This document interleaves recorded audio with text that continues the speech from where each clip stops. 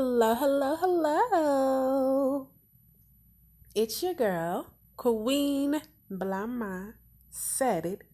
And we are back, love bugs, for another Eat with Q Instagram reaction, y'all. Child, before we hop into this reaction, excuse me, child, I'ma ask you, are you subscribed to this channel? If you're not subscribed to this channel, go ahead and smack that subscribe button. Smack that bell notification. Make sure your bell says all, not personalized, so you are notified any and every time I decide to drop a video about Eat with Q. Okay? If you did all that, sis, make sure you jump down in that comment section and let me know that you are new to the show. Okay? I'ma push play, y'all. This is Eat with Q's Instagram story. Everybody know Q crazy. Y'all know Q crazy. I think Q is lost in delusional and she's drowning in some type of Nigerian African sauce. You hear me? It's some okra sauce. She drowning in that okra sauce. Do you understand what I'm saying? This girl has lost her everlasting mind, but can't nobody tell her nothing. You hear me? Even if you've been there, done that, you can't tell her nothing. So let's just sit back and watch the absolute train wreck. Okay.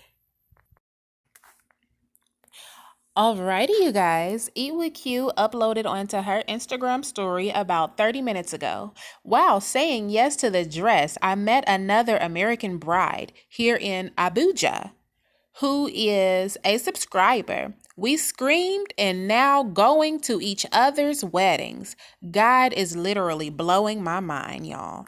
So, Eat with Q met this young lady in the bridal shop and they're going to each other's weddings in Abuja. You'll smack that likety-like button on the way out. Okay, cute girl, do your thing.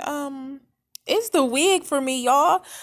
Oh my gosh, she is gonna wear this wig like forever.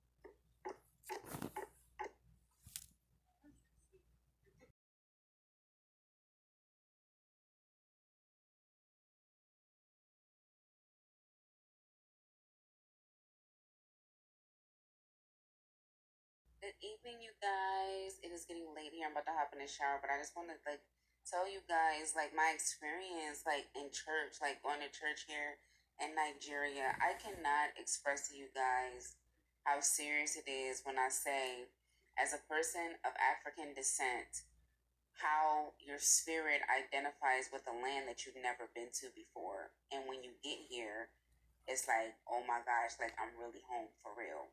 So every Sunday I go to church, and without hesitation, without a doubt, it always happens.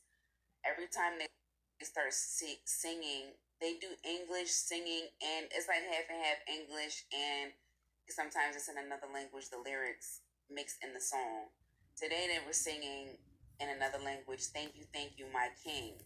And before I was able to even look up on a monitor to what they were saying, I instantly caught the Holy Spirit. Thank you, my king, in another language.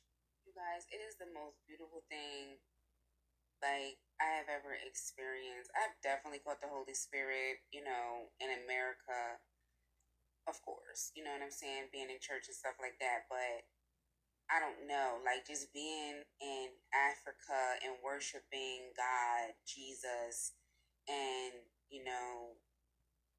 hearing it in another language, it reminds me of a story where this Korean girl was adopted by a white family, and she loved her white family. They were really good to her. Her adopted mom and her adopted dad, they were really good to her. But of course, being adopted, and you're Korean, like there, you still have a sense of who am I? Like, who am I really? You know what I mean?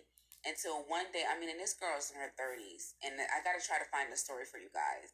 So, mind you, the girl is in her 30s, a Korean girl that was adopted by a white family. Mind you, she had never had Korean food before, never, never tasted it before, never was in the Korean culture, never nothing. She was adopted at about 6 months, I believe. And then she moved to America with her new white family or whatever, and now she lived an American lifestyle, okay? Until one day she decided, I want to try some Korean food. I mean, hey, I'm Korean, my roots are in Korea. I want to try some Korean food. And one day she got some Korean food. I think she got like some sushi or something like that. One day she said, and she kept smelling something. Mind you, she's in her 30s, okay? Came to America at 6 months.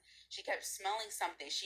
Everybody was looking at her like she was weird because she kept sniffing something in the food. She was like, it smells so familiar. I don't know what it is. It smells so familiar. It smells so familiar.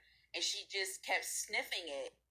Finally, she kept ordering more Korean food and just kept smelling it. And she's like, this smells so familiar. Like, what is this smell? So she asked somebody that is Korean, because I think they put this particular ingredients in a lot of the Korean dishes, and she kept smelling it every time she would get it. And she asked somebody, and they said, "Oh, girl, that's sesame oil." I think it was sesame oil, you guys. I don't really remember. I'm gonna try to find the video for you. And she instantly started crying, and finally tasted the sesame oil by itself, and those memories from when she was a baby, came back to her. And that is exactly what it feels like me being in Nigeria. Again, I don't know if I have Nigerian roots. I don't know. I got to do a DNA test. But that is what it feels like when you come to Africa. That is what it feels like. It feels like, wow, like I'm home. Come here.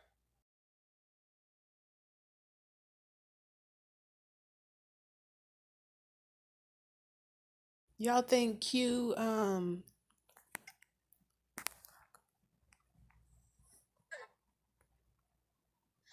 y'all think Q trying to get her husband another wife to come there? Is Q trying to woo her husband more American wives, you guys? Child, I don't know.